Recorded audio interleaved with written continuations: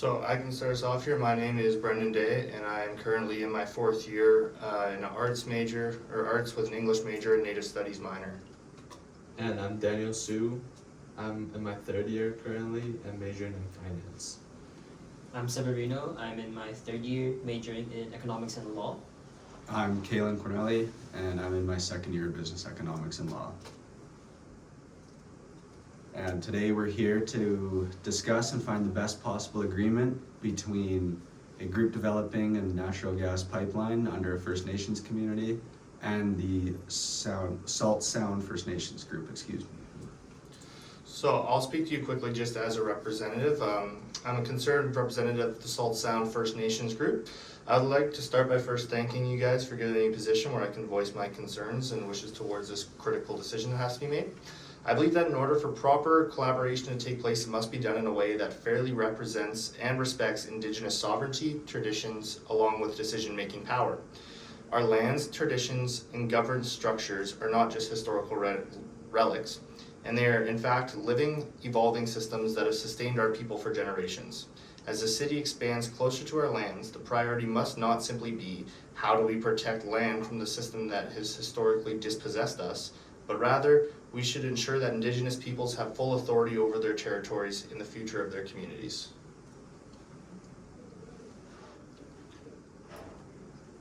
And so do you guys believe that as a community it would be more important to retain all of the land you currently hold, or is there an interest to develop some of it and to bring a portion of financial benefit back to improve the land you do retain full control of further? So I can acknowledge that bringing a financial, also kind of like legal perspective to this could help us navigate through the more complicated economic system, but this was not designed with Indigenous governance in mind, and that's my biggest issue. Cross-sector collaboration could also help reduce this conflict or produce access to more additional resources and create shared understanding between Indigenous and non-Indigenous groups, but however, this collaboration must be on our terms. Indigenous leadership must be set in the agenda. We shouldn't just be consulted while external voices shape the outcomes.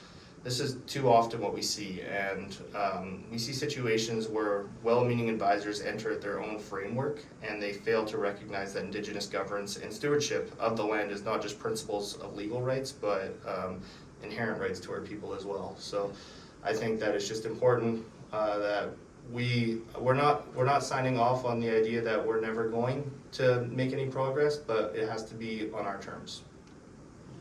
I'm just gonna speak on behalf of on the more economic side of things. Oftentimes in economics, land, or when we value the property or land, in economics we often overlook the holistic side or the holistic values of land and property. We usually just look at the actual, what benefit does this bring for the nation? And I totally agree with your thoughts on stewardship and not really cutting off that opportunity to have some form of, how do I say this, collaboration between the two. Yeah, well, I can add on to that. I think the most important thing right now is to get together and talk about how we can use this land and make the Indigenous groups make like a self-sustaining financial models, so both sides benefits from this project, and how the Indigenous communities can develop self-sustaining financial system through investment funds and just reinvestment from the profit we get. Yeah.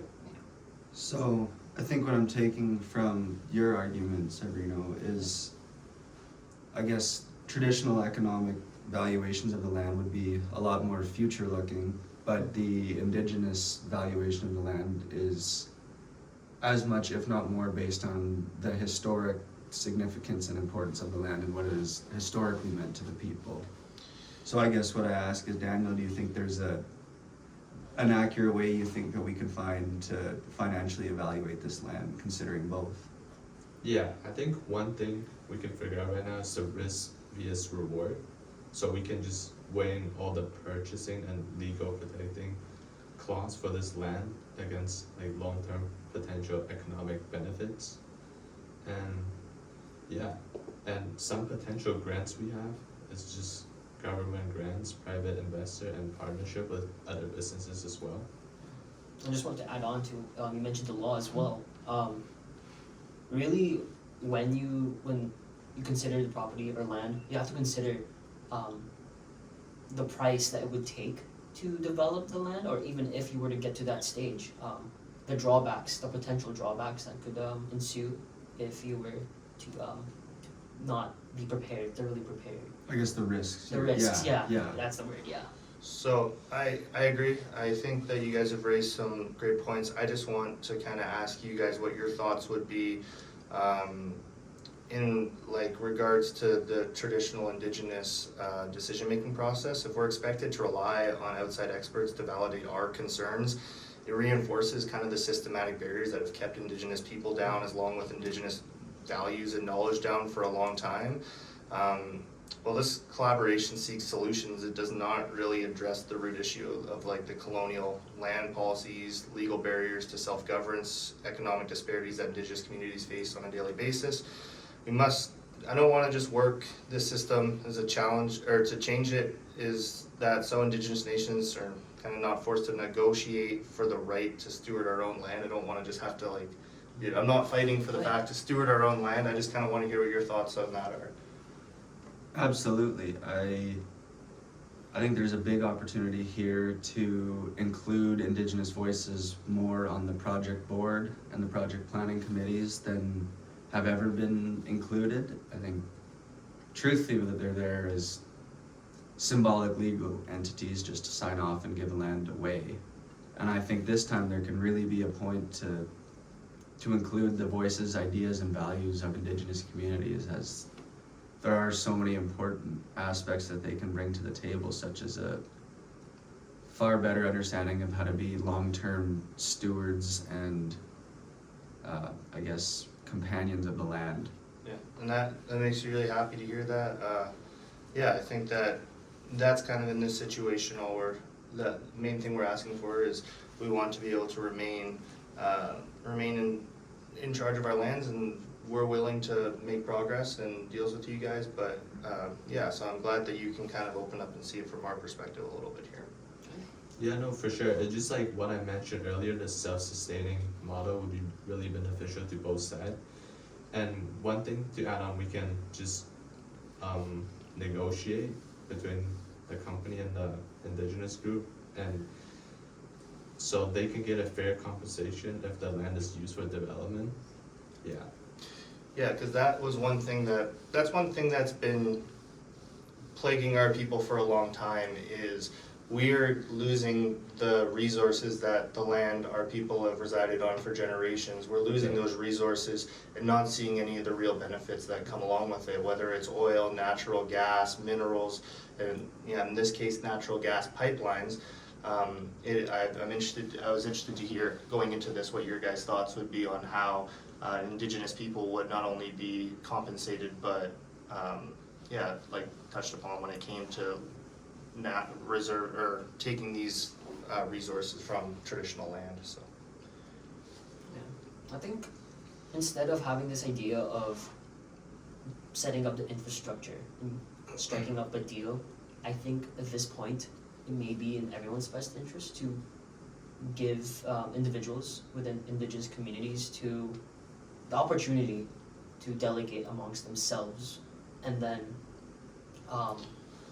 So would you be suggesting that within our communities, the idea would be pitched, we could bounce it around between our people and then come back to the government or your guys' group with our maybe demands or what we like or dislike about the pitch? I think so. I think to incorporate traditional Indigenous knowledge and to have a round discussion around the circle and to hear all the voices within the community from both the elders and the younger people developing the future of the community, and understand what everyone in the Salt Sound community wants to benefit from this, I think would be very valuable and something we'd be willing to give the time.